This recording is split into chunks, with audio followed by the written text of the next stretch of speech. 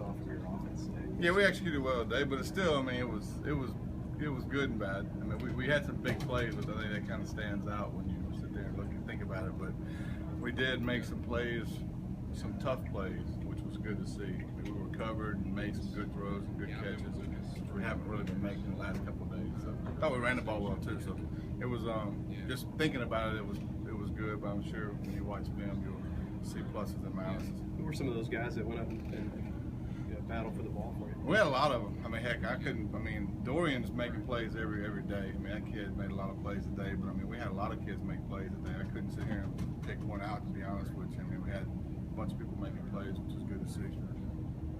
Shannon, have you ever had a receiver as small as T.B. Williams? What are the strengths of having a guy like that? Yeah, we did. We've had that. We have guys like that before. I mean, if you're, I'd say that when recruiting those guys and playing those guys, I mean, if you're not very big, then be good at not getting touched. Be elusive.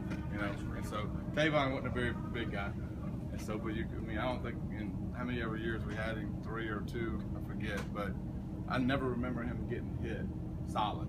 Never. I mean, when people got him to the ground, it was basically just by luck they got him. And so if you're going to be a little guy, you better be elusive. And so he is. I mean, he's very elusive, so that's good. You can't be a little guy and be slow because you're going to, that's not a good combination. You mentioned Dorian.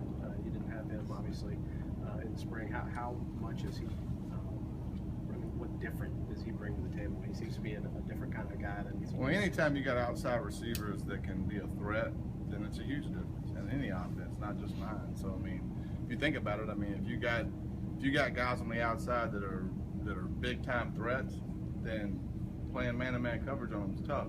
So when you do get in heavier sets, then what are you going to do? You're going to help him with the safety, or if you do, you weaken the box. So it's just simple numbers. And so if you're going to line him up there and you're going to let a corner cover him the whole game, then, that's a tough matchup. As a guy who wants to be physical in the running game, how much do you like having a guy with his attitude towards blocking out on the edges? I mean, he seems to huge. Really like our receivers block very, very well. Effort's great. And so the biggest deal with those guys is the ability to make plays. That helps the run game as much as blocking, because then that draws attention away from the box. And so anytime you got guys that can do that, which over the years when we've had really, really good outside receivers, we've been able to run the ball well because the safeties have to play back. How significant is tomorrow the scrimmage for the? You're like the spokesperson for all these guys. None of us can get a word in edgewise. I paused in that Slight hesitation. Yeah, always stands off. He's up front. Took a breath. In that quarterback race, is tomorrow significant? Yeah, heck yeah, every day is significant. I will say this about those guys. I mean, I feel comfortable right now with either one of those guys.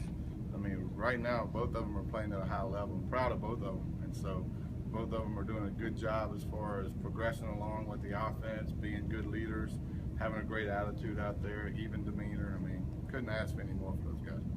What about Drew? Where's he made the most progress? Probably just knowledge of the offense. I would say both of them. Both of them are, I have the same amount of time with both of them.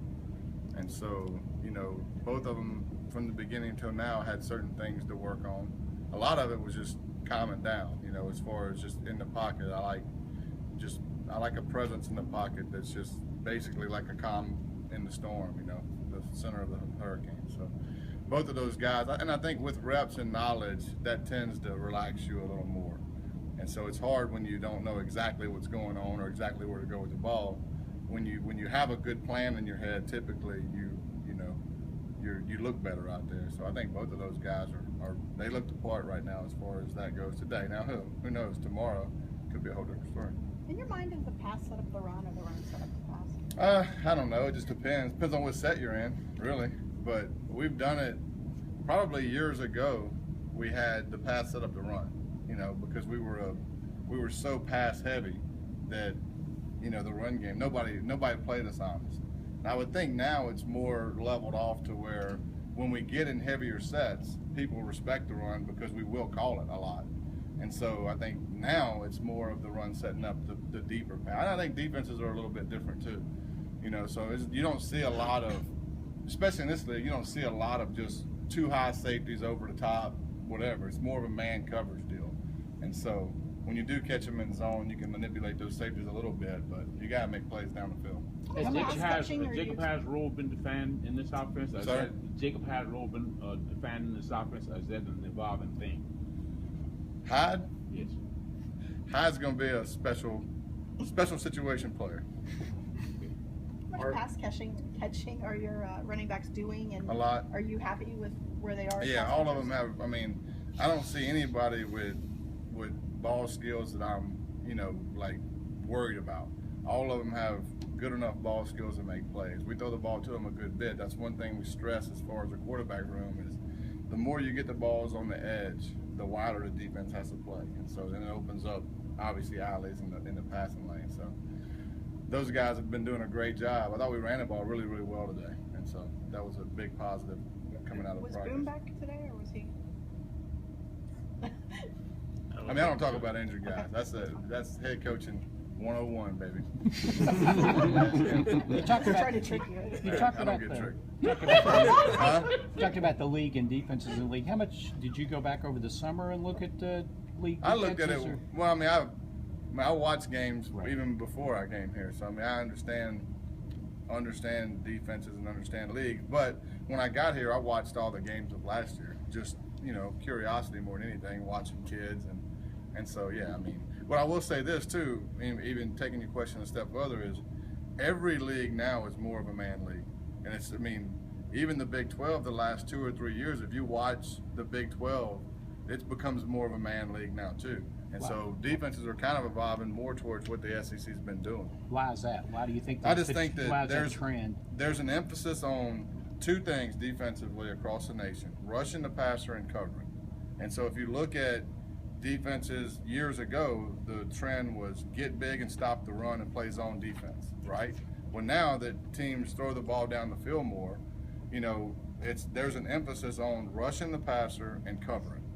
And so if you can do those two things, and kids are bigger these days, and so you can get kids that can rush the passer and play the run a little more now than you probably could. So the evolution of the human body, and just the fact that philosophically coaches are getting better and better at what they're doing, and so man coverage is being emphasized across the board. Is that why there's such a premium on getting good cornerbacks these days? Yeah, you better. I mean, if you're gonna play if you're gonna overload the box, then you better have good corners. I've heard violent, headhunter, and various other descriptions of Reggie Bent from this camp. But how disruptive has he been on that other side of the ball? Well, there's a lot of guys disruptive on the other side of the ball, in my opinion. Those guys are playing at a high level. I mean, it really is. I mean, if you think the offense did good today, watch the whole practice, because we had one period where there was about 6 sacks in a row or hurries, and so I mean, it goes back and forth. I mean, those guys are schematically they're tough to go against because of the way they bring pressure and the multiple coverages they play. And so, I mean, it's not my job to talk about defensive players, individual players, but I will say overall, schematically and effort, those guys are definitely winning their share of battles. When you were recruiting Saheem King even to West Virginia, what did you like about him? And now that he's had pads on for a couple days, what are you seeing? He outruns people. And really, that was the first thing that I saw with him is if you watch his highlight film, he has a bunch of big runs. And he doesn't play in a league that's a bad league. And so he played on a very, very good high school program. I mean, Rush Probst has, done a great job there. They won the state championship. And so he's got a lot of good players. And so coming from a good program, the kid has a great attitude, and he outran people was 3 things that I looked at and was like, well, And, people look at him and, he's not a very big guy, but he's put on a lot of weight since he's been here. And so he's playing really well for a freshman. So if he keeps that up, and the good thing about him is he's learning from a group of guys that are really doing things right. JoJo, McHale, Boone, Mahoney, all those guys do things right. And Chad does a great job with those guys. And so he's learning from a good core group, which is good. Your philosophy there on running back, that you kind of like to go with one guy, have a guy be the man. What's the thinking on receivers? Will it be like I don't know if I've ever said that about running back. I mean, running backs are a group, in my opinion, that you better have 4 or 5 of them because they play a very physical position. They have to do a lot of things. They have to run the ball between the tackles. They have to pick up blitzers. They have to block. Typically those guys if you play them like you were talking about all the time, they're going to get banged up. And so you better have 3, 4, 5 guys that can roll in. Same way with receiver. I mean, I was talking to Tommy this morning, and I've never really been in a situation where we could roll 2 deep at every position. But, I mean, we'll see how camp goes. You don't know how injuries are going to be. You don't know how this and that. But right now, I feel comfortable with probably 2 deep at every position right now going into the game. It wouldn't be like I'd be rolling a guy out there thinking, oh, you know what, you know. I mean, those guys are doing a good job. And so if they're deep, I think there's a premium on being healthy at the end of games, healthy and fresh at the end of the games, and being healthy and fresh at the end of the year. And to do those 2 things, you better play people a good bit. And I think we've been stuck in the past of playing a guy 90 to 95% of the time. Well, later on in the year, if that gets nicked up, then you're game 6 or game 7 playing a guy that hadn't played any, you know. And so I think the more and more you can play those guys early and often, the better. If they can take 60 and 40, you know, if you got 2 guys you trust, 60 and 40 or 55 and 45 are good percentages. And then you got guys out there that are running fast, you know, which is good. Folks, thank you very much. Appreciate it, guys. Thanks, Shannon. Yes, sir.